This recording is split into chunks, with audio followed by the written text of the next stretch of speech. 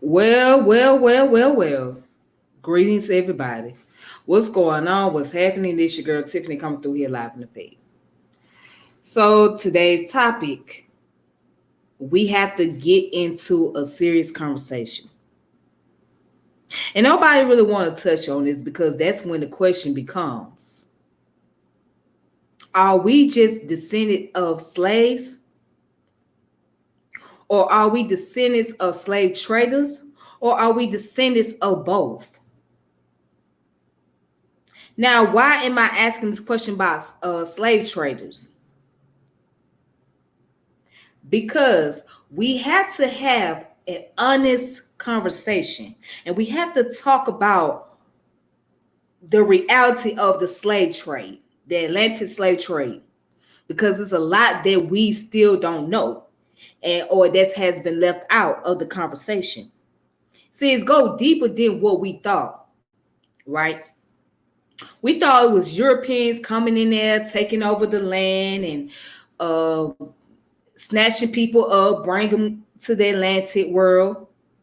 No, see, the key word is trade. So how was they able to get there and get the people of those native land, bring them to the continent, such as North America and Europe? How was they able to do that? Because they were doing business.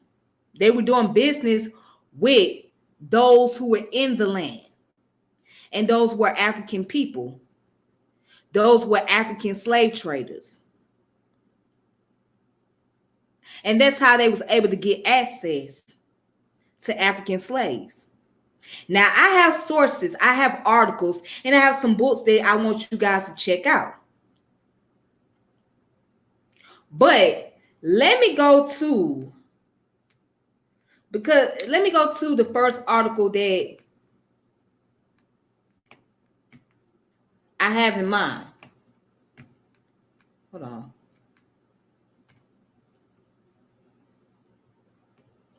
So let me, because there's plenty of article that can back this up.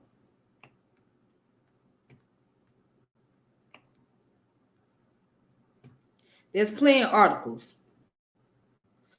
So now let's go ahead and let's talk about African slavery. Let's just focus on that first, okay? Now we got to get into this. Then we're going to get into the sources, all right? Now, when you go on here, you'll find out about slavery in Africa. And down here it says slavery has historically been widespread in Africa. System of servitude and slavery were both common in parts of Africa in ancient times, as they were in much of the rest of the ancient world. When the trans-Saharan slave trade, Indian Ocean slave trade, and Atlantic slave trade, which started in the 16th century, began, many of the pre-existing local African slave system began supplying captives for slave markets outside Africa. Slavery in contemporary Africa is still practiced despite it being illegal. This is something that we have to be honest about. And see, the Zanji slaves gang in Zanzibar. All right, that's a picture. The main slave routes in medieval Africa. Then it goes down to say, in the relevant literature, African slavery is categorized into indigenous slavery and export slavery, depending on whether or not slaves were traded beyond the continent. Slavery in historical Africa was practiced in many different forms. Depth slavery, enslavement of war captives, military slavery, slavery for prostitution, and enslavement of criminals were all practiced in various parts of Africa. Slavery for domestic and court purposes was widespread throughout Africa. Plantation slavery also occurred primarily on the eastern coast of Africa and in parts of West Africa. The importance of domestic plantation slavery increased during the 19th century due to abolition of the Atlantic slave trade. So many African slaves depended on the international slave trade, reoriented their economics towards legitimate commerce worked by slave labor. Again, what was the purpose of slavery? Economics. That was the purpose of it. Now, again, it talks about the form of slavery, right? Then it goes into Islamic institution of slavery, via Muslim slave trade, and eventually the Atlantic slave trade. Then it talks about the Roman Institute of Slavery. Now let's look at chattel slavery. Chattel slavery is a specific servitude relationship where the slave is treated as the property of the owner. As such, the owner is free to sell, trade, or treat the slave as he would other pieces of property, and the children of the slave often are retained as the property of master. There is evidence of long histories of chattel slavery in Nile River Valley, such as the Sahel of much of the Sahel and North Africa. That's something we don't really hear about, because when we hear about the Nile River, right, and the Nile River Valley, and when we hear about North Africa, we want to hear about the greatness, but they don't talk about the chattel slavery that took place. But let's continue. Evidence is incomplete about the extent and practice of chattel slavery throughout much of the rest of the continent prior to records by Arabs or European traders. Then it talks about domestic service. Many slave relationships in Africa revolve around domestic slavery, where slaves will work primarily in the house of the master, but remain some freedoms. Domestic slaves could be considered part of the master's household and would not be sold to others without extreme costs. The slaves could own the profits from their labor, whether in land or in products, and could marry and pass the land on to their children in many cases. Then you got pawnship or debt bondage slavery. Involves the use of people as collateral to secure the repayment of debt. What we call that is ransom. Now today it's called ransom. A person is held up for ransom until the debt is paid. All right, so it says slave labor is performed by the debtor or of a relative of debtors, usually a child. Pawnship was a common form of collateral in West Africa. It involves the pledge of a person or a member of that person's family to serve another person, providing credit. Then it goes down. Pawnship was common practice throughout West Africa prior to European contact, including among the Akan people, the Iwe people, the Ga people, the Yoruba people, and the Edo people. And in modified forms, it also exists amongst the Ife people, the Igbo people, the Ijaw people, and the Fon people. Then it talks about military slavery. What it says about military slavery. Military slavery involved the acquisition and training of conscripted military units, which will retain the identity of military slaves even after their servants. Slave soldiers groups would be run by a patron who would be the head of a government or an independent warlord, and who would send his troops out for money and his own political interests. And once again, where it says this was most significant in the Nile Valley, primarily in Sudan and Uganda, with slave military units organized by various Islamic authorities and with the war chiefs of Western Africa. The military units in Sudan were formed in the 1800s through large-scale military raiding in the area which is currently the countries of Sudan and South Sudan. Then where it goes on to say, moreover, a considerable number of the men born between 1800 and 1849 in West African region, today Ghana and Burkina Faso, were abducted as slaves to serve in the army in the Dutch Indonesia. Interestingly, soldiers were on average 3 centimeters taller than other West African population. Furthermore, data shows West Africans were shorter than North Europeans, but of almost equal height of South Europeans. This was mainly related to the quality of the nutrition and healthcare. Now, let's get down to the part where it says slaves for sacrifice. Human sacrifice was common in West Africa states up to and during the 19th century, although archaeological evidence is not clear on the issue prior to European contact. In those societies that practiced human sacrifice, slaves became the most prominent victims. The annual custom of the hominy were the most notorious example of human sacrifice of slaves, where 500 prisoners would be sacrificed. Sacrifices were carried out all along the West African coast and further inland. Sacrifices were common in the Benin Empire in what is now Ghana and in the small independent states in what is now southern Nigeria. In the Ashanti region, human sacrifices was often combined with capital punishment. So me and us didn't know that, right? We didn't know that there was human sacrifices taking place. But this is what was happening. This was happening. And what was they using for human sacrifices? Think about what was they using for human sacrifices. We have to have this honest conversation. A lot of people are not going to like it. They're not going to want to hear that. They were using spirituality, spiritual system, which I have an article that will back that up. Okay, now let's talk about this. Let's look at local slave trade. Check this out. Many nations such as the Bono state, Ashanti of present-day Ghana, and the Yoruba of present-day Nigeria were involved in slave trading. Groups such as the Mbangala of Angola and Inyamwazi of Tanzania would serve as intermediates or roving bands waging war on African states to capture people for export as slaves.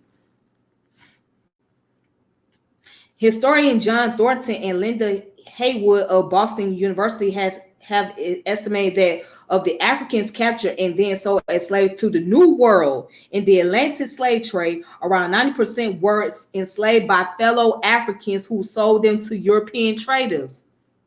Henry Louis Gates, the Harvard Chair of African and African American Studies, has stated that without complex business partnership between African elites and European traders and commercial agents, the slave trade to the New World would have been impossible, at least on the scale it occurred.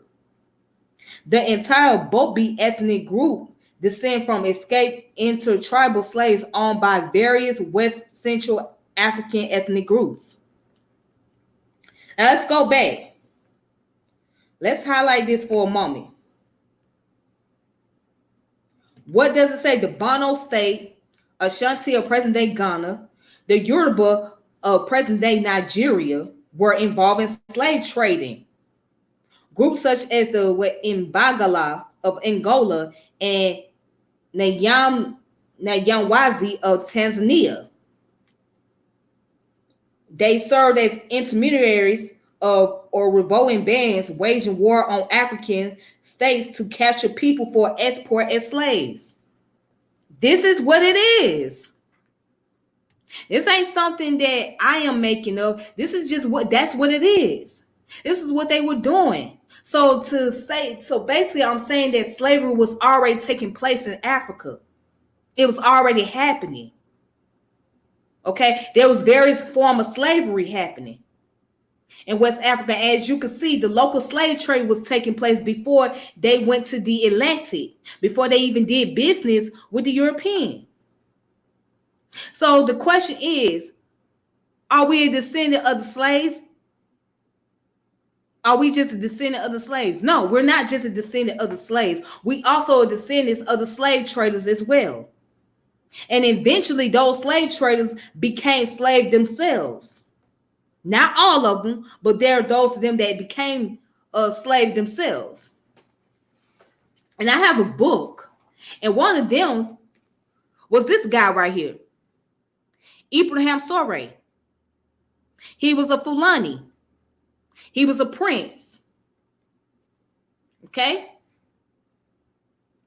He was a prince.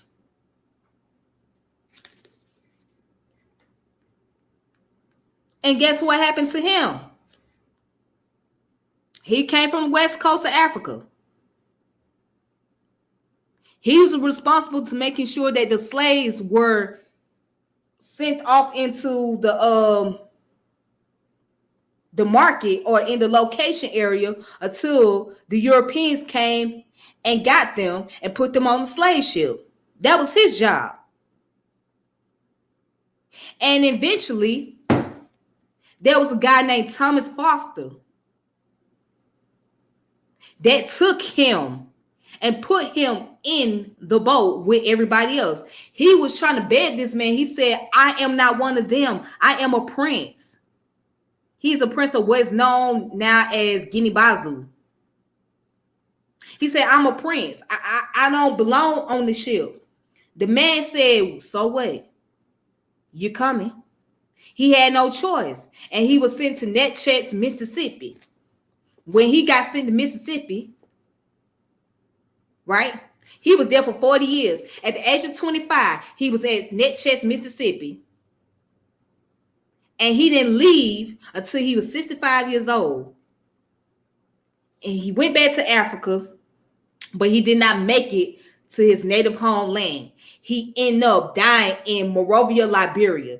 He ended up dying there. So this story right here will show you that there are people in Mississippi right now who are descendant of him, and those in Africa, in the western region where he was from, they also a descendant of him.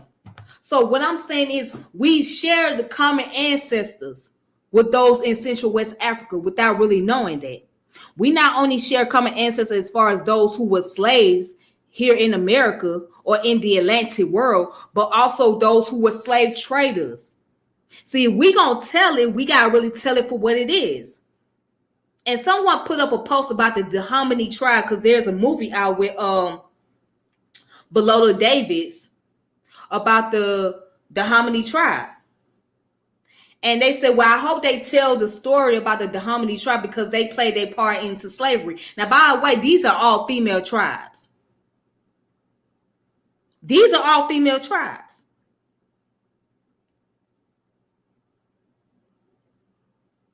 And we got to tell that story. It is what it is. They did play their part. Just like Queen Zinga. We admire Queen Zinga so much, but she played her part into slavery as well. In the slave trade. She played her part into that. Now, it wasn't something that she wanted to do. Who knows? But she was born into it because the Portuguese was already there during the time of her birth. They was already in Angola, in the Congo area. So she had to play the role because she was next in line as far as leadership. So when she took over leadership control, she played the part into the slave trade because she had to protect the empire. She had to protect her country. So she had to get her hands dirty. It's just like if someone in your family was in a mob, right?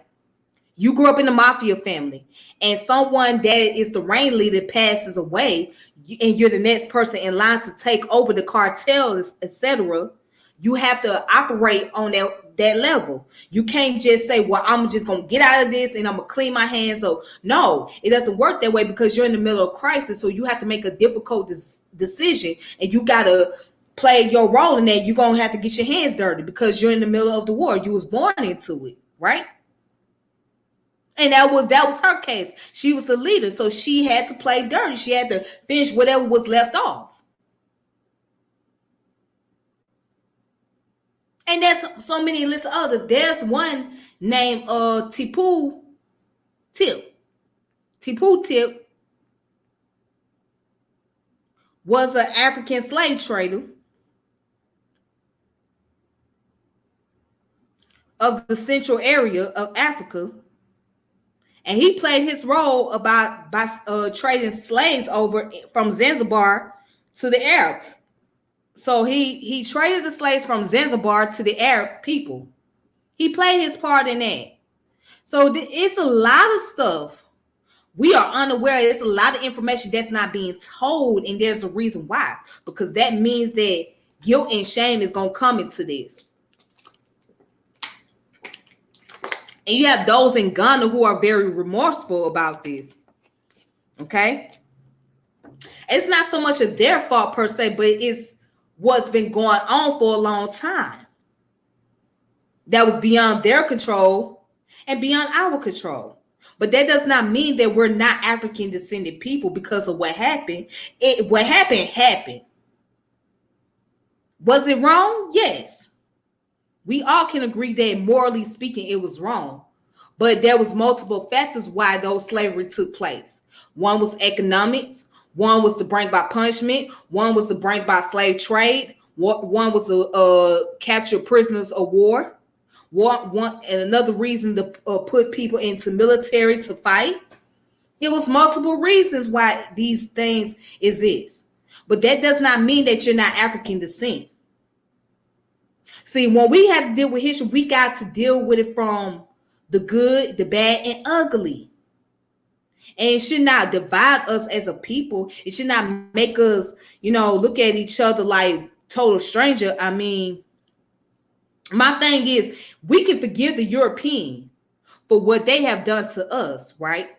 We can forgive them for their atrocities, but we cannot forgive our African brothers and sisters or our African ancestors for their atrocities. It's just mighty strange and interesting. You can forgive the Europeans, right?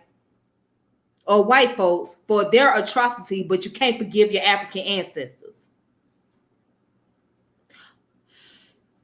I mean, it's just mighty strange.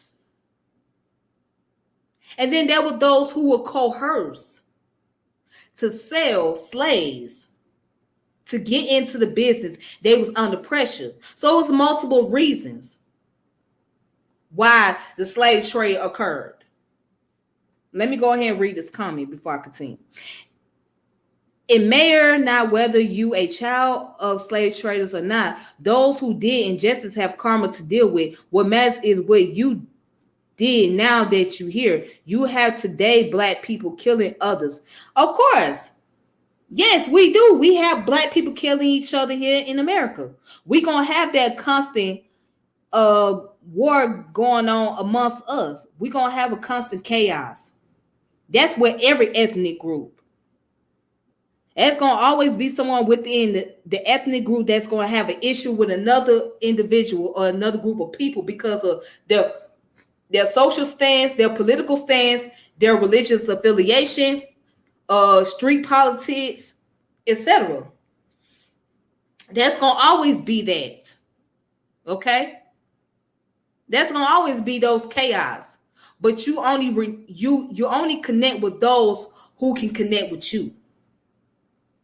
And you have to be careful who you connect with. And certain people you just don't interact with.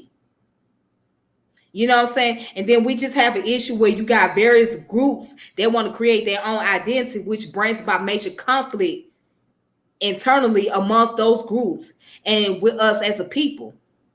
See, if we have an open mind and really understand history for what it really is, right? And not just be so divided amongst ourselves, we can learn how to do better. But we're so divided. And the reason why I'm bringing this up, because this got to be put on the forefront. If we're going to deal with history, we got to deal with this part of history. That's it. That's what we got to do. We got to deal with that part of history. Okay. So now, let me go ahead and present some of these articles.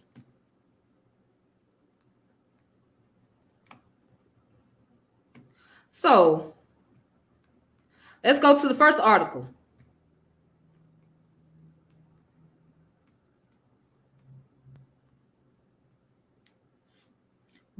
This comes from discoveringbristol.org, UK.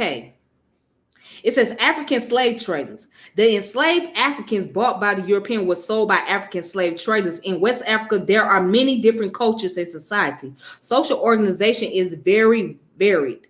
Some of these cultures have complex social system and others are more loosely organized. The West Africans who most prospered in the transatlantic slave trade were those from the warlike and tightly organized societies with strong rulers who preyed on their neighbors. These societies would be more likely to wage war on their neighboring communities, enslave prisoners of war, and trade them to the European. And that's just what it is.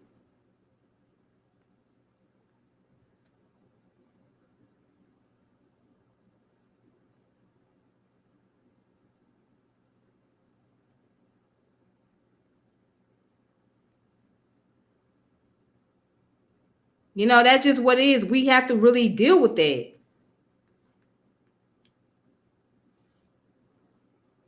So then let's go down. Well, it says the rulers of these societies usually appointed cabourser traders to deal with European slave traders. Many, such as the cabourser from the Fonte people, John Coranti, or the leader of the Ife people, Ephraim Robin John, known to the European traders as King George, were well known as canny and ruthless dealers. They were able to communicate in a number of European African languages. The African slave traders were skilled in using to their advantage the rivalries between the French, the English, and the Dutch to get the best prices for their slaves. Often they demanded and received gifts or custom fees, known in some quarter as dashi, from the European. And what it says, Nicholas Pocat, a sea captain who became an artist, drew paintings of several ships. Some included small pictures of slave trading activity on the coast of Africa. Picture here is a small details from a painting called the South Whale Frigate, and it is the ship's captain who negotiated the purchase of slaves on behalf of the owners of the voyage. He is standing shaking hands with the African trader who had sold him the enslaved Africans, being loaded into a rolling boat to be taken to the waiting slave ship. Now, I also post this video up on Facebook. So if you're on Facebook watching, please make sure you share this video and you subscribe, etc., to my YouTube channel. So I'm going live from both Facebook and YouTube. All right. And I'm posting this for a reason, because again, we have to deal with this. This is the conversation. This is history. All right. So you can find it on this website called Port City, Bristol. Now,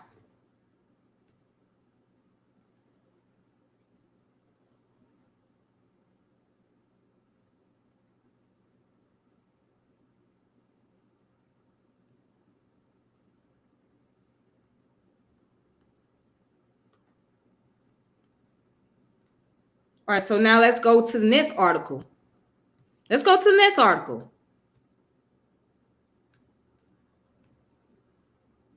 Again, there's plenty of articles that you guys can look up. This one is from WashingtonPost.com. An African country reckons with its history of selling slaves.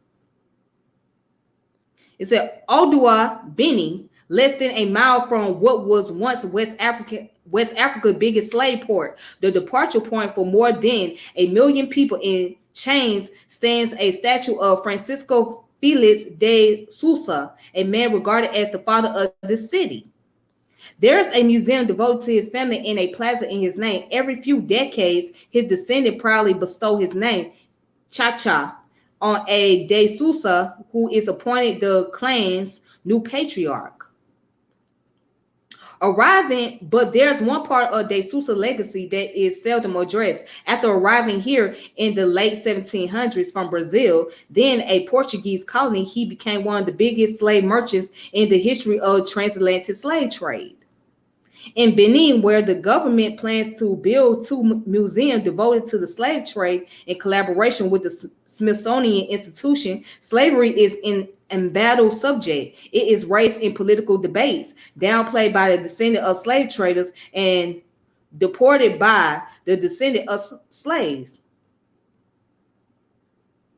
It says, at a time when Americans are again debating how slavery and the Civil War are memorized, Benin and other West African nations are struggling to resolve their own legacy of complicity in the trade. Benin's conflict over slavery is particularly intense. And then where it goes on to say, for over 200 years, powerful kings in what is now the country of Benin captured and sold slaves to Portuguese, French, British merchants. The slaves were usually men, women, and children from rival tribes gagged and jammed into boats bound for Brazil, Haiti, and the United States. The trade largely stopped by the end of the 19th century, but Benin never fully confirmed what had happened. The kingdoms that captured and sold slaves still exist today as tribal networks, and so do the groups that were raided. The descendants of the slave merchants, like the De Sousa family, remains among the nation's most influential people with a large degree of control over how Benin's history is portrayed. Okay, so when this is a picture of the visitors, right? And right here it says at the bottom, visitors in January take pictures at the door of no return in Adua, which marks the site where slaves were shipped to the Americas. All right, and here's some pictures, and here's some more pictures. As you can see, those images that you see at the top, those are slaves. Okay.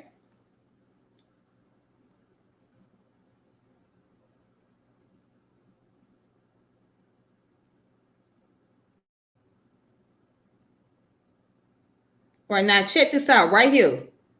Here's the picture of these two ladies. And at the bottom it says, Martine de Sousa, 52, left a descendant of Francisco Felix de Sousa, sits with her mothers, Daba Elule, 70, at their home in Odua in January. Elule is descended from a slave who was brought to Adua from what is now Nigeria in the late 1800s and married off to a resident of the city. All right, so again, this is no, let me say this before I continue. This is no hate or this is no shade against Africans, all right? Because those are still our brothers and sisters, all right? But this is just history that we have to deal with. And this is the complicated part of history because this is where it opens up the Pandora box. So when you open up that Pandora box, a lot comes out, and it's going to have you're going to have mixed emotions.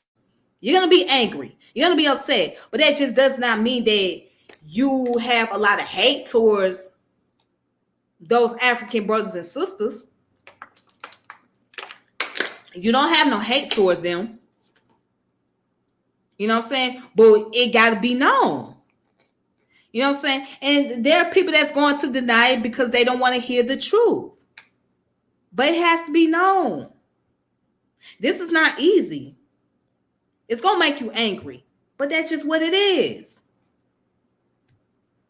That's just what it is. It's like you can't deny it. All right? But let me just leave this part right here because I'm going to go on to the next article. But you guys can check it out on Washington Post. It's called An African Country Reckons with Its History of Selling Slaves. And this was in January 29th of 2018. Okay? So you can look this up right on Washington Post.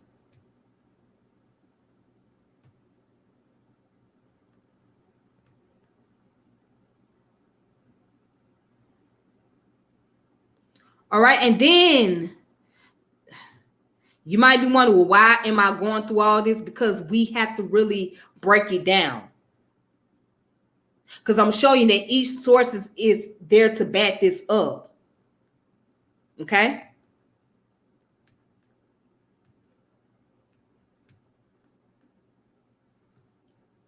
Here's another one. Thought.com or thoughtcode.com. African traders of enslaved people. And I want to say peace to the chat. Shout out to Brother Shefferin, Satavio, and Mugunzi. Shout out to you guys. All right, so this is called African Traders of Enslaved People. And this came out on January 15 of 2020 by Angela Tomsell. It says, during the era of the transatlantic slave trade, Europeans did not have the power to invade African states or kidnap enslaved Africans. Because of this, between 15 and 20 million enslaved people were transported across the Atlantic Ocean from Africa and purchased from traders of enslaved people throughout Europe and European colonies. There are still many questions people have about the triangular trade of enslaved people and goods during this time, such as the motivation of those in support of enslavement and how enslavement was woven into life. Here are some of the answers explained. Now it says motivation for enslavement. One thing that many Westerners wonder about African slavery is why they were willing to sell their own people. Why would they sell slave Africans to Europeans? The simple answer to this question is that they did not see enslaved people as their own people. Because remember, at that time, these are different ethnic groups. Okay? If you was not a part of that ethnic group, you was not considered as part of the people. So you could be from the same country, the same region, but if you was from two different tribes, you was considered as two different ethnic groups. You was considered as the foreigners to one another. And that's just what it was. It was no concept of black as we know today. Okay, there was no concept of as white as we know today. That came much later at when the transatlantic slave trade came about. That's when that whole black and white thing came about. But prior to that, there was none of that. And so as African here in the diaspora, we are mixed with multiple ethnic groups. We are mixed with multiple ethnic groups. Okay, we're not just one ethnic group. And of course, we got European descent in us and other descents, but I'm talking about African here. We are mixed with multiple ethnic groups. We're not just one particular. So that means your ancestor could be Fulani, Yoruba, Iwe, Igbo, Mandingo,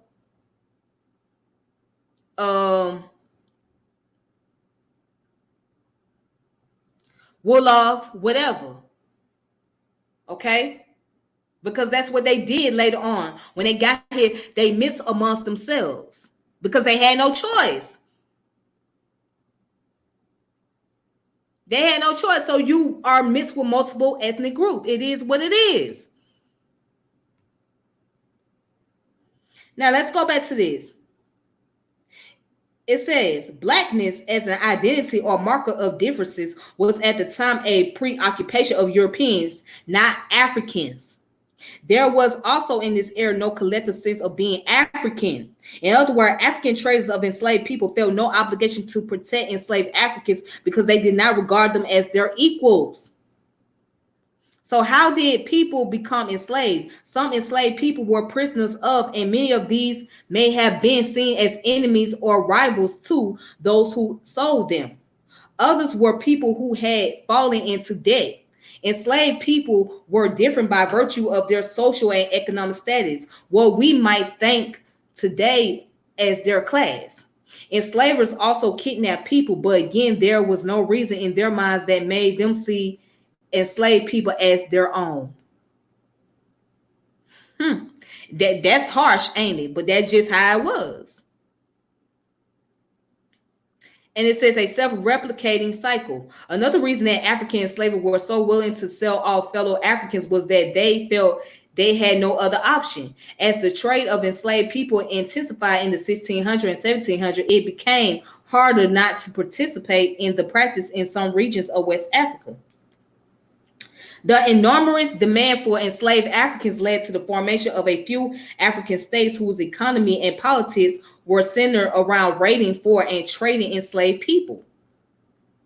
States and political factions that participated in the trade gained access to firearms and luxury goods that could be used to secure political support. States and communities not actively participating in the trade of enslaved people were increasingly at a disadvantage. The Mazi Kingdom is an example of a state that resists the trade of enslaved people until the 1800s.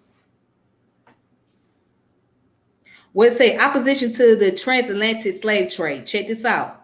The Mazi Kingdom was not the only African state or community to resist selling enslaved Africans to Europeans. The king of the Congo, Alfonso I, who had converted to Catholicism, tried to stop the sale of enslaved people to Portuguese enslavers and traders. He lacked the power, however, to police the whole of his territory, and traders as well as noble engaged in the transatlantic trade of enslaved Africans to gain wealth and power. Alfonso tried writing to the Portuguese king asking him to stop Portuguese traders from engaging in the practice, but his plea was ignored. So as you can see, there were those African kingdoms that was against the transatlantic slave trade. That was against it. They said, no, we not going to play a part in this. We don't want no part in this. We don't want to be engaged into this type of activity. But it was beyond their control. It was beyond their power. So it was like they were coerced to do so. And Alfonso I, he was coerced to do so. He said, I don't want no part of this. But the Portuguese ignored that and said, you know what? We don't care about what you don't, we want. And you going to give us what we want, or we going to take what we want. Basically, that was their attitude. So he was just like, okay, look, you can have it. You can have them. You can have as many as you want. He had no power. Because he didn't want to lose his kingdom, so what else he was going to do? Man.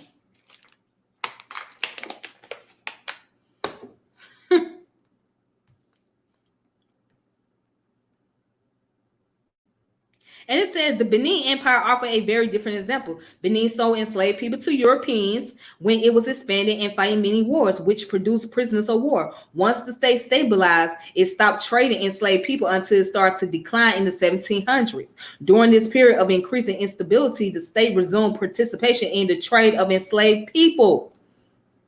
Why? Because they needed economics. That's why.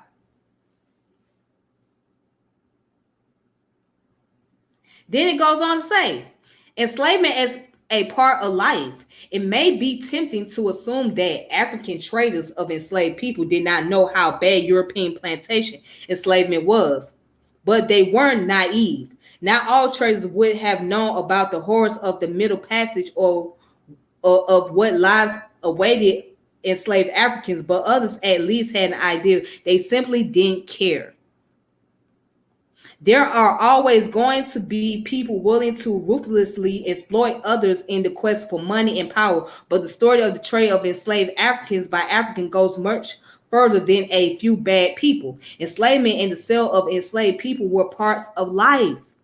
The concept of not selling enslaved people to willing buyers would have seemed strange to many people until the 1800s. The goal was not to protect enslaved people, but to ensure that you and your family were not reduced to enslaved people. Let's read that last part and let's think about that. The goal was not to protect enslaved people, but to ensure that you and your family were not reduced to enslaved people.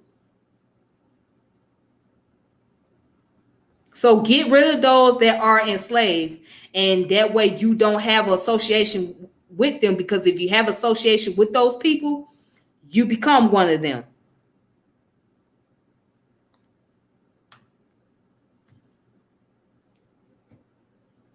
Yeah, I know that some people might be upset right now and they don't want to hear this, but that's just what it is.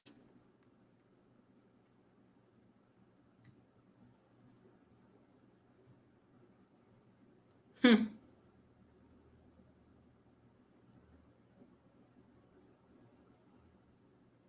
And let's see what else.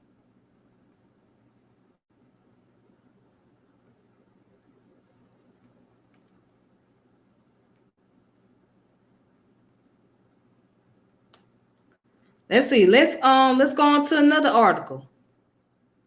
A lot more. There's a lot of articles that talks about this.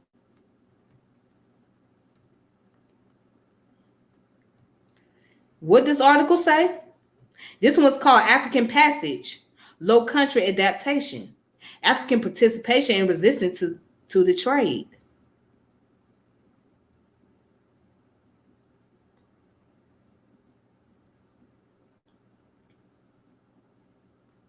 All right, so right here, it says with some early exception, Europeans were not able to independently enter West and Central African interior to capture Africans and force them onto ships to Americas. Instead, European traders generally rely on a network of African rulers and traders to capture and bring enslaved Africans from various coastal and interior regions to slave castles on the West and Central African coast. Many of these traders acquired captives as a result of military and political conflict, but some also pursued slave trading for profit. Scholars provide various explanations for why African traders were willing to supply enslaved Africans to Europeans for the transatlantic trade. By the early 16th century, slavery already played a major role in some Western and Central African society and contributed to a maritime slave trade system across the Indian Ocean and Mediterranean Sea. Subsequently, some historians argue that Europeans in the Atlantic took advantage of a pre-existing slave trade system in Africa to obtain labor for expanding plantation economies in the Americas. During the development of the transatlantic trade, West and Central Africa consists of diverse political and social structures ranging from large empires to small states, and these groups often conflicted over internal politics as well as economic expansion. And it goes down to say, as noted earlier, though ethnic groups' identity was influential,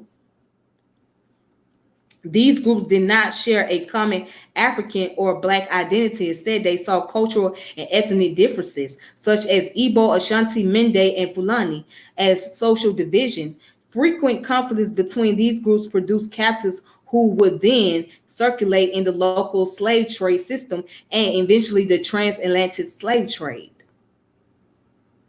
What else it says? Europeans also went to great lengths to influence African traders and leaders to provide enslaved Africans for the transatlantic trade. European traders encouraged African consumer demands for European goods, formed military alliances to instigate fighting, and increase the number of captives. Whoa, what it say? European traders encourage African consumer demands for European goods, form military alliances to instigate fighting and increase the number of captives and shift the location of disembarkation points for the trade along the West and Central African coast to follow African military conflicts.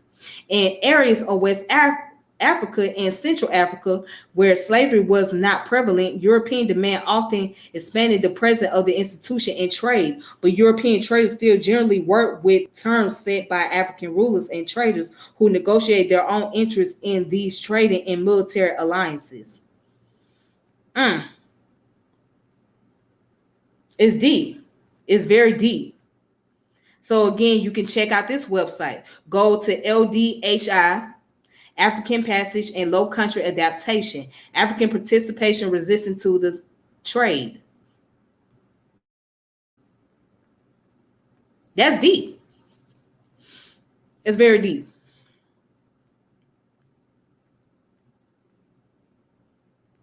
Then you got New York Times Magazine. What New York Times Magazine talk about? What are they discussing? Well, it says we've got to tell the unvanished truth. John Hope Franklin. 400 years after enslaved Africans were first brought to Virginia, most Americans still don't know the full story of slavery. And this came out August 19th of 2019 by Mary Elliott and Jasmine Hughes.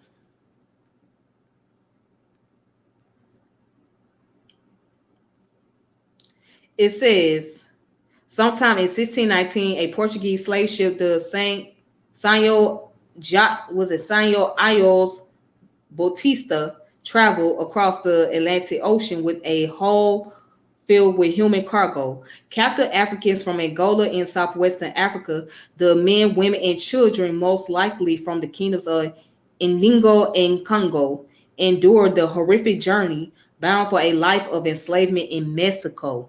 Oh, yes. There's some Africans in Mexico, yes. Almost half the captives had died by the time the ship was seized by two English pirate ships.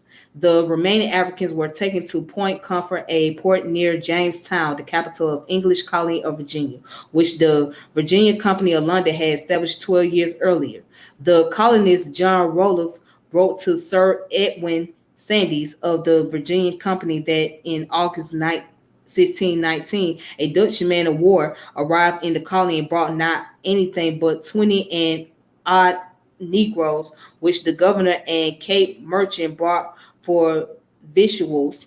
The Africans were most likely put to work in the tobacco fields that had recently been established in the area. Now, as you can see, it goes out and says number one, slavery, power, and the human cost, 1455 to 1775. All right. As you can see, who is that? Queen Nzinga. And what it says, in the 15th century, the Roman Catholic Church divided the world in half, granting Portugal a monopoly on trade in West Africa and Spain the right to colonize the New World in its quest for land and gold. Pope Nicholas V buoyed Portuguese effort and issued the Romanist Pontificates of 1455, which affirmed Portugal's exclusive rights to territories it claimed along the West African coast and the trade from those areas. It granted the right to invade, plunder, and reduce their persons to perpetual slavery. And it says Queen Isabella invested in Christopher Columbus' exploration to increase her wealth and ultimately rejected the enslavement of Native Americans, claiming that they were Spain's subject. Spain established an acinto or contract that authorized the direct shipment of captive Africans for trade as human commodities in the Spanish colonies in the Americas. Okay. Eventually, other European nation states, the Netherlands, France, Denmark, and England, seeking similar economic and geopolitical power, joined in the trade, exchanging goods and people with leaders along the West African coast who ran self-sustaining society known for their mineral-rich land and wealth in gold and other trade goods.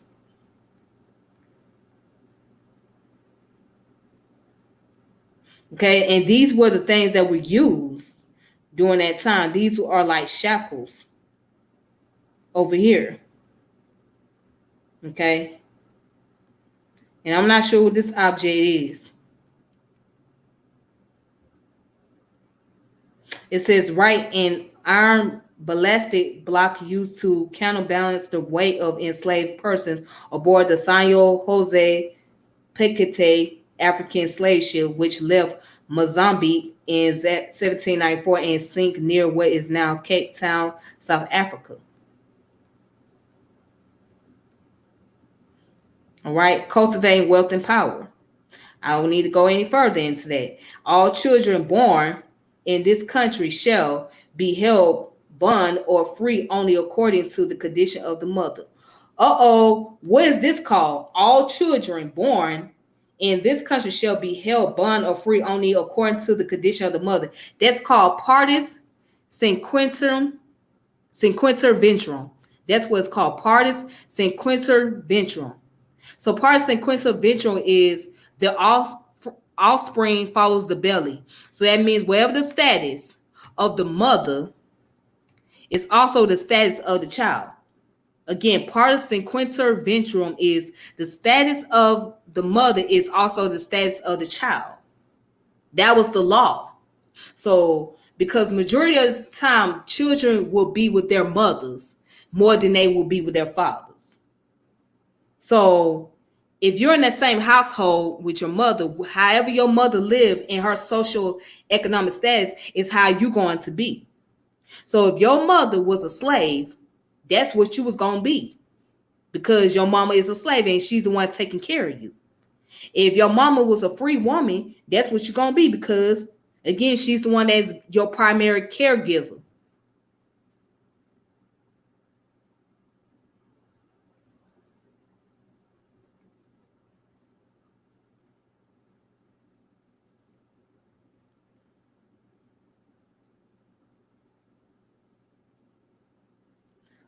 Oh, thank you, sister. I appreciate you coming through. Yaya Bay, thank you for coming through. I appreciate it.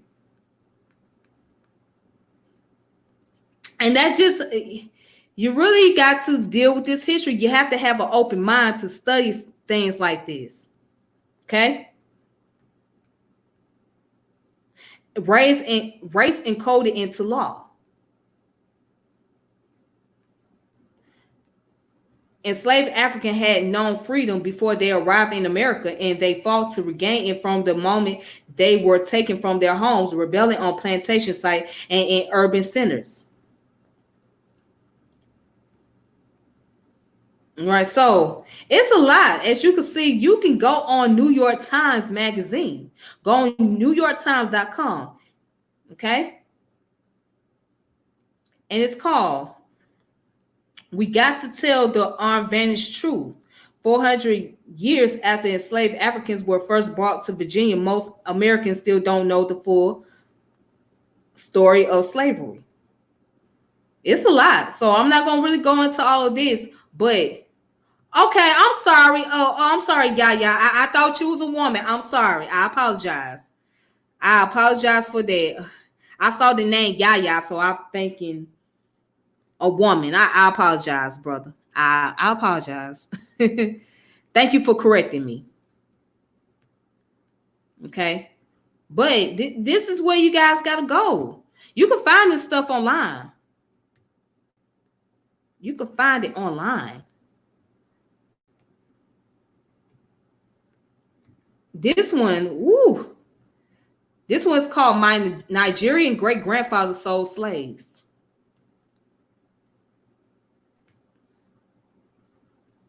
This come from BBC News, July 19th, 2020. Okay. So this was a sister, and her picture is at the bottom. Let me find her picture, because she's at the bottom of the page. All right. Okay. Well,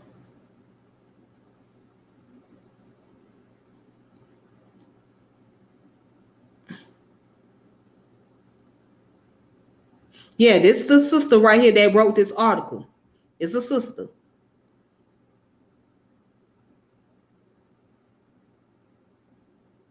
And it says, amid the global debate about race relation, colonialism, and slavery, some of the Europeans and Americans who made their fortune in trading human beings have seen their legacy reassessed, their statuses toppled, and their names removed from public buildings. Now, Nigerian journalist and novelist Adobe Trissa Nwabani writes that one of her ancestors sold slaves, but argues that he should not be judged by today's standards or values. My great grandfather, Nwabani Ogogo Oraku, was what I prefer to call a businessman from the Igbo ethnic group of southeastern Nigeria. He dealt in a number of goods, including tobacco and palm produce. He also sold human beings. He had agents who captured slaves from different places and brought them to him, my father told me. Nwabani Agogo's slaves were sold through the ports of Calabar and Bonny in the south of what is today known as Nigeria.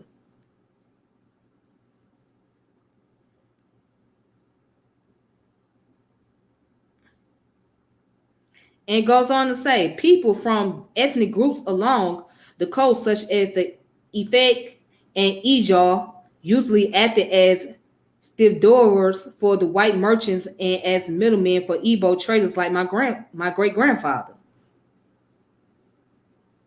More people in more places trust BBC News than okay, that's irrelevant. Sorry. They loaded and offloaded ships and supplied the foreigners with food and other provision. They negotiated prices for slaves from the hinterlands and then collected royalties from the slaves and from the sellers and buyers. About 1.5 million Igbo slaves were shipped across the Atlantic Ocean between the 15th and 19th centuries. More than 1.5 million Africans were shipped to what was then called the New World, the Americas, through the Calabar port in the Bight of Bonny, making it one of the largest points of exit during the transatlantic trade. Okay, so this is the transatlantic slave trade captives taken from Africa to the Americas and Europe, 16th to the 19th century. As you can see, these are the maps. All right.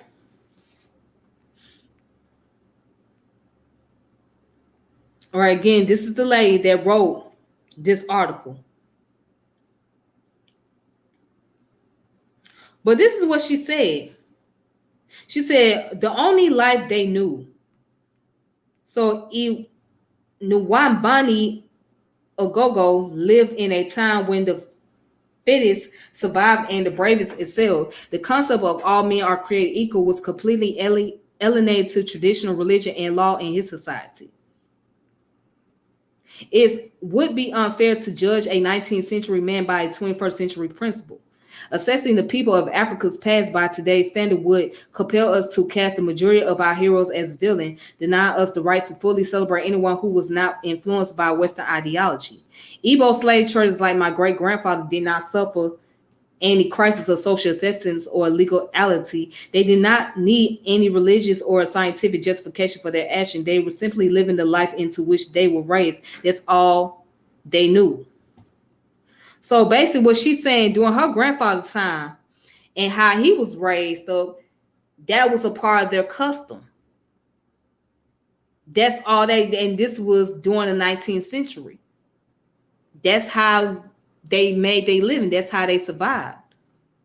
So she not too much judging on his past because she's understanding history. And by us in the 21st century, we don't understand it. We don't get it. But if we was living during that time period, we will understand why these things were happening. We may not like it. You know what I'm saying? But the reason why we judging and talking about because we don't like to hear what they were doing to us or doing to our ancestors. Again, those people that were slave traded was also our ancestors. Those people that were slaves were our ancestors as well. So we come from both sides, the slave traders and the slaves, slave traders and slaves. So if you belong to certain groups that was mentioned in these articles, as far as your descendant is concerned, or according to your genetic makeup, right? Just hear me out. According to your genetic makeup, if your ancestors came up out of these regions, right, more than likely they came up out these tribes, and more than likely they was not only slaves, but they was also slave traders. So our descendant came from both sides, not just one side, but both. Somebody put, let's be clear, there is no ethnic group called slaves. Of course, there's no ethnic group called slaves. No, but in modern terminology, we use the term slaves because that's what they were. But no, there was no ethnic group called slaves. Slave equals prisoner of war or kidnapped natives of the continent of Africa. So, of course, there was no ethnic group such as that term, but that's the modern term. That's what they will be described as slaves. That's what they will be described as.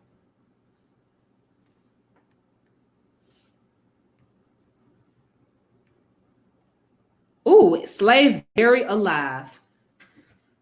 Now, this get crucial. This get very crucial. The most popular story I've heard about my great grandfather was how he successfully confronted officials of the British colonial government after they seized some of his slaves. The slaves were being transported by middlemen along a consignment of tobacco and palm produced from Nuwabi Ogogo's hometown of Umahala to the coast. My great grandfather apparently did not consider it fair that his slaves had been seized. Buying and selling of human beings among the Igbo had been going on long before the Europeans arrived. People became slaves as punishment for crime, payments for debts, or prisoners of war. The successful sale of adults was considered an exploit for which a man was halted by praise singers akin to exploited in wrestling war or in hunting animals like the lion. Igbo slaves served as domestic servants and laborers. They were sometimes also sacrificed in religious ceremonies and buried alive with their masters to attend to them in the next world. Woo! Hold on. Igbo slaves served as domestic servants and laborers. They were sometimes also sacrificed in religious ceremonies. So when we think of religious ceremony, what are we thinking about? When they talk about religious ceremony, what are they exactly talking about in this case? What are they talking about? Those who are initiated into African spiritual system. That's who they speak. That's who they're talking about. The African spiritual system. But check this out.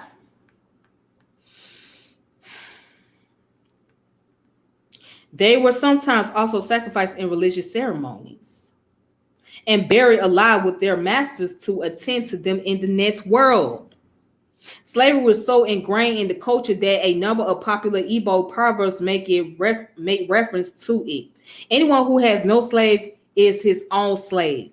A slave who looks on while a fellow slave is tied up and thrown into the grave with his master should realize that the same thing could be done to him someday.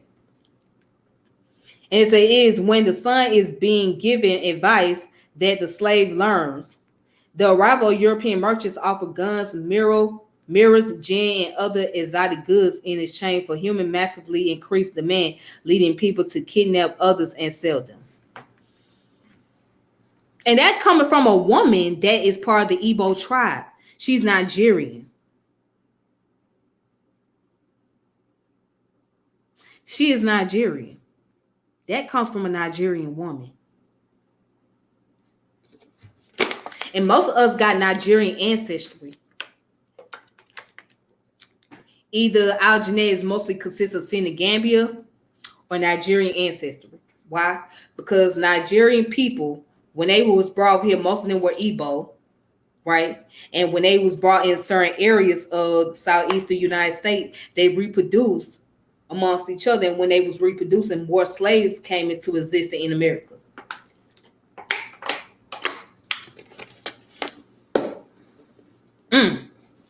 That's deep. That's real deep coming from somebody that's African, telling their story. And I'm quite sure it was not easy for her to speak on this, but she had to put it out there.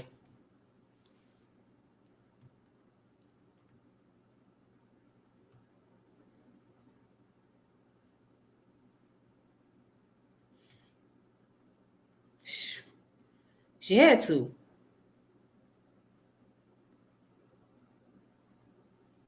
All right, so this one I'm not going to really too much go into.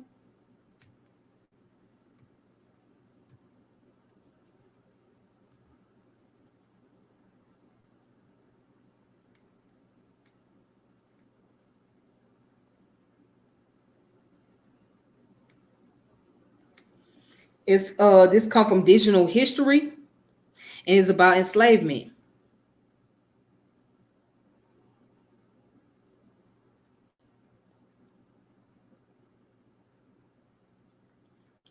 Oh, check this out. The overwhelming majority of slaves sold to Europeans had not been slaves in Africa. They were free people who were captured in war or were victims of Bantry, or were enslaved as punishment for certain crimes. In Senegambia, the Guinea coast, and the slave coast of West Africa, war was the most important source of slaves. In Angola, kidnapping and condemnation for debt was very important. In most cases, rulers or merchants were not selling their own subjects, but people they regarded as alien. We must remember that Africans did not think of themselves as Africans, but as members of separate nations. Okay, so apologists for the African slave trade long argued that European traders did not enslave anyone. They simply purchased Africans who had already been enslaved and who otherwise would have been put to death. Thus, apologists claim the slave trade actually saved lives. Such claims represent a close destruction of the fact. Some independent slave merchants did in fact stage raids on unprotected African villages and kidnap and enslave Africans. Most professional slave trade, however, set up bases along the West African coast where they purchased slaves from Africans in exchange for arms and other goods. Before the end of the 17th century, England, France, Denmark, Holland, Portugal had all established slave trade routes on the West African coast. And what they said, yet to simply say that European purchased people who had already been enslaved seriously distort historical reality. While there had been a slave trade within Africa prior to the arrival of Europeans, the massive European demands for slaves and the introduction of firearms radically transformed West and Central African society. A growing numbers of Africans who were enslaved for petty debts or minor criminal or religious offenses or following unprovoked raids on unprotected villages. An increased number of religious war broke out with the goal of capturing slaves. Europeans' weapons made it easier to capture slaves. Some African societies like Benin and southern Nigeria refused to sell slaves. Others like Dahomey appeared to have specialized in enslavement. Still, other societies like Ashanti in present-day Ghana and the Yoruba in western Nigeria engaged in wars that produced as many as half of all 18th and early 19th century slaves. And again, this comes from digital history, all right, about enslavement. They're pretty much all saying the same thing, right? And there's just additional information added on. You can check out National Geographic. National Geographic is saying the same thing. How slavery helped build a world economy. This came out January 3rd, 2003. The slavery system in the United States was a national system that touched the very core of its economic and political life.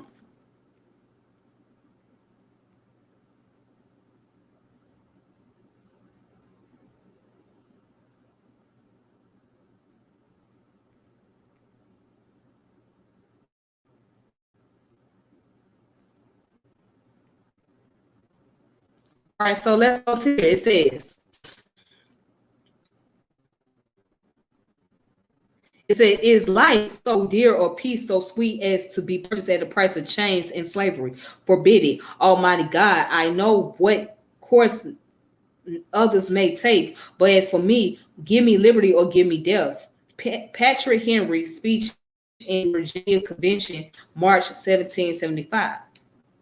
African people were captured and transported to Americas to work. Most European colonial economics in the Americas from 16th through 19th century were dependent on enslaved African labor for their survival. According to European colonial officials, the abundant land they had discovered in the Americas was useless without sufficient labor exploit it. Slavery system of labor exploitation were preferred, but neither European nor Native American source proved adequate to the task. The trans-Saharan slave trade had long supplied enslaved African labor to work on sugar plantations in the Mediterranean alongside white slaves from Russia and the Balkans. This same trade also sent as many as 10,000 slaves a year to serve owners in North Africa, the Middle East, and the Iberian Peninsula. It says, having proved themselves competent workers in Europe and on nascent sugar plantation on the Madeira and Canary Islands off the coast of Africa, enslaved Africans became labor force of choice in the Western Hemisphere, so much so that they became the overwhelming majority of the colonial population of the Americas. And of the 6.5 million immigrants who survived across the Atlantic and the Western Hemisphere between 1492 and 1760, only 1 million were Europeans.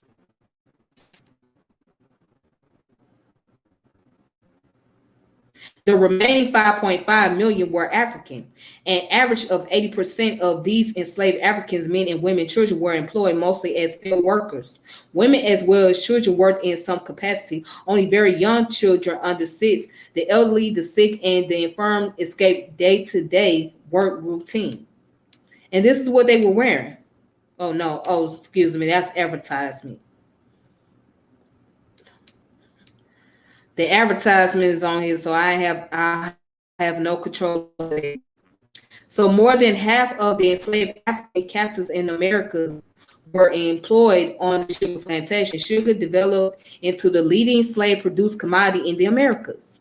So during the 16th and 17th century, Brazil made the production of sugar cane. One of the earliest large-scale manufacturing industry was established to convert the juice from sugar cane into sugar, molasses, and eventually rum, the alcoholic beverage of choice for the triangular trade. And it says, ironically, the profits made from the sale of these goods in Europe as well as the trade in these commodities in Africa were used to purchase more slaves. During the 18th century, St. Dominique surpassed Brazil as the leading producing colony. The number of slaves brought to the tiny island of Haiti equaled more than twice the number imported into the United States. The vast majority came during the 18th century to work in the expanding sugar plantation economy. So the Haitian Revolution abolished slavery there and led to the establishment of the first Black Republic in the Americas. It also ended Haiti's dominance of world sugar production. Cuba assumed this position during the 19th century, and even after slavery was abolished there in 1886, sugar remained the foundation of its economy and its primary export commodity throughout the 20th century. Sugar was also produced by slave labor in the other Caribbean islands as well as in Louisiana in the United States. During the colonial period in the United States, tobacco was the dominant slave-produced commodity. Concentrated in Virginia and Maryland, tobacco plantation utilized the largest percentage of enslaved Africans imported into the United States prior to the American Revolution. Rice and indigo plantation in South Carolina also employed slave African labor. This can be found on National Geographic.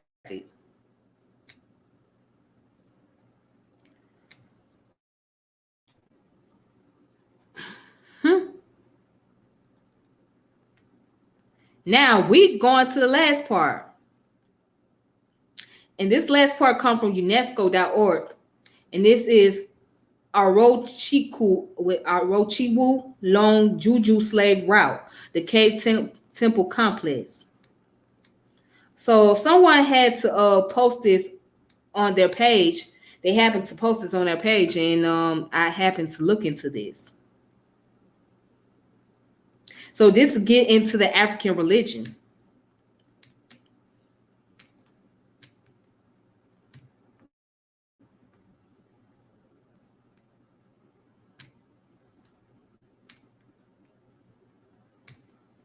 All right. So this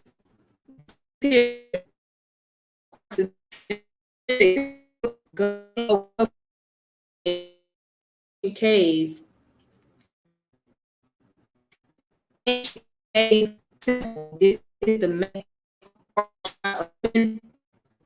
Upapi, which stands as if on guard the statue of Kamalu, the warrior god. The site also contains an altar, which is the kitchen area, and waterfall, the loud sound of which from a distance is been Upapi. There is also the throne of judgment, the dark prison, the holy of holies. Those who were found guilty walked into the dark tunnels, and those found innocent returned to their relatives. Other features include a hill of rags. That is the place where the condemned were required to undress and leave their clothes before they disappear into the tunnels around the Hill of Rags. There is also the Tunnel of Disappearing, which is the tunnels in which the victims disappeared. At the site can be found the Red River, where it is said that as the victims disappeared, the Oreo would color the river red to give people the impression that the condemned has died, and the red water flowing down the stream would be a sign to the relatives that the victims were dead. Yet another feature is the Elite Eke, an outlet from where the victims, now blind, folded, walked to the Anu Asun Biki, the European beach, which later became the government beach, and from there, waiting boats took the enslaved to Calabar for onward transmission to Ala Biki. All right, and so this came out in August the 10th of 2007. This deals with the culture, right? And this can be found on UNESCO.org.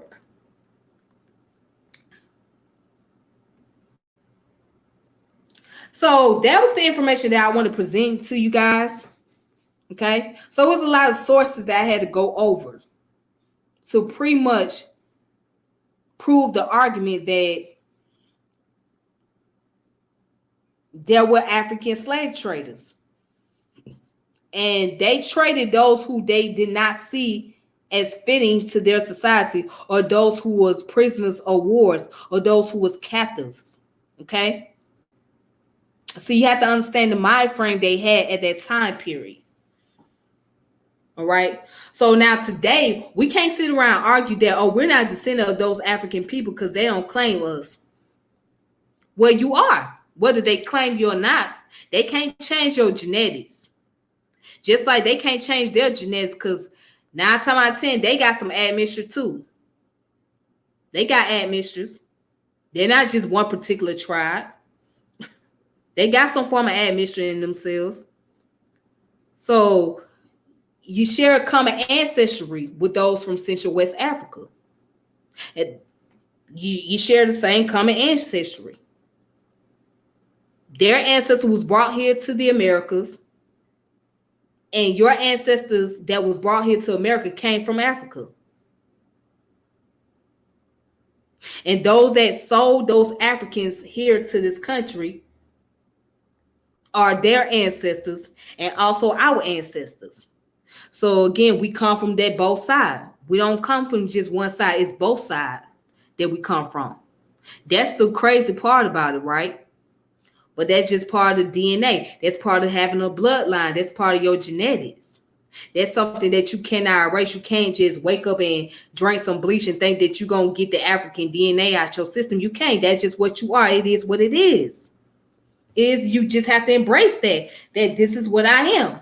Although they did atrocities, although they played their roles in there, not everybody did, but there were those who did. And those that did play their role, they should be held accountable. Right?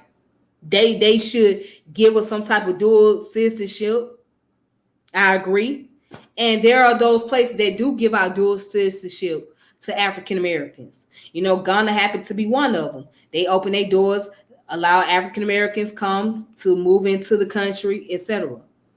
Now, some people have great experience. There's some people that have bad experience. Everybody's experience is not the same. Then you have those Nigerians. They can be very narcissistic people, very narcissistic. But they have to face the term and reality about history. Yeah, they can use that term Akata all they want to, but as far as the Akata is concerned, those Akata came from their descendants. So you can't be too arrogant about that. We have to deal with history for what it is. We have to accept that this is what it is. And this is what happened. This is what took place. This was the time period. Okay? All we can do as a people is study and know our history and learn from those history. Learn from the mistakes that was taking place. Learn from the past of those ancestors. So if you don't think that you have African descent in you, then guess what? You can't say you're black, because those African people was the reason why you're black. The African customs, and I said multiple times, you're practicing African customs and you're unaware of it. A lot of stuff we do, we practice in African customs that has been mixed in with the European customs and that we're unaware of. Because those Africans wanted to keep their tradition alive. They want to keep their memory. That's all they really had. So they want to keep whatever's left over from their tradition and mix in with the European tradition. That was their way of keeping memories of their tribes, their ancestry, their culture. That was their way of doing it. So we are unaware that we are practicing African principle every day. We are unaware of that. That's how clever and smart our ancestors were. And epigenetic is real. People, you gotta start studying epigenetic. You cannot ignore that, because that it explains why we have a certain type of attitude and why we behave the way we do. It's not an excuse of continuing seeing the same behavior, right? Or it's not an excuse to exhibit the behavior or whatnot, but it explains why we have a typical attitude, why we act the way we do. Epigenetic is something real, because you carry not only your bloodline of the ancestors, but you also carry the characteristic of those ancestors. You carry those traits of those ancestors. You carry the physical traits, you carry those bloodlines, and you carry the personalities. You just may not know it's African personality, but you carry that. You will find a lot of similarity that you have with those in the Caribbeans, those in Latin America, South America, and even those in the continent. You will see a lot of similarity that's being shared.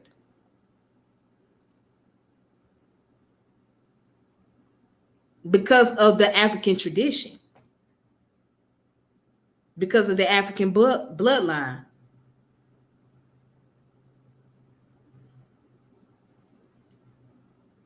So anyways, I want to thank you guys, for those of you that was watching this video. I appreciate it, and make sure you subscribe to my YouTube channel, like my channel, share my channel, etc. And shout out to those on Facebook that's also checking out this channel as well. If you want to share this video on Facebook, you're more than welcome to do so. So until next time, peace and power elevation be to all of you. This your girl Tiffany, and I'm logging off saying deuces. And for those of you that's just coming in here, you have to watch the video from the very beginning to see what I'm talking about, what the subject is about.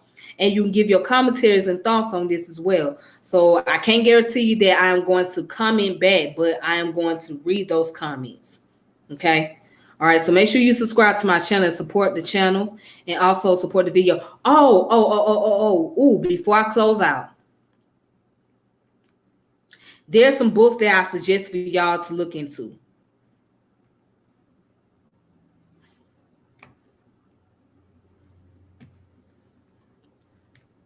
Okay, so I'm about to close out. All right. So here's a book right here. It's called Slave Traders by Invitation: West Africa's Slave Coast in the Pre-Colonial Era by Finn Fugelstad. Okay. Slave Traders by Invitation. That's one book that you guys can check out that goes into the subject that I was talking about. Okay.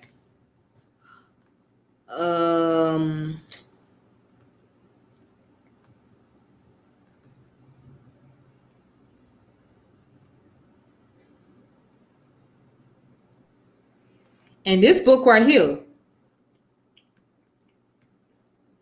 you guys want to make sure you jot it down. This book is called African Kings and Black Slaves, Sovereignty and the Dispossession in the Early Modern Atlantic by Herman L. Burnett. Again, by Herman L. Burnett, African Kings and Black Slaves, Sovereignty and Dispossession in the Early Modern Atlantic. Okay? So that's it. That's the only two books that I wanted to show you guys. And you guys have a good one. You have a good one. Be safe. And I will reconnect with you all later. Until next time. All right. Deuces. Thank you for watching and tuning in.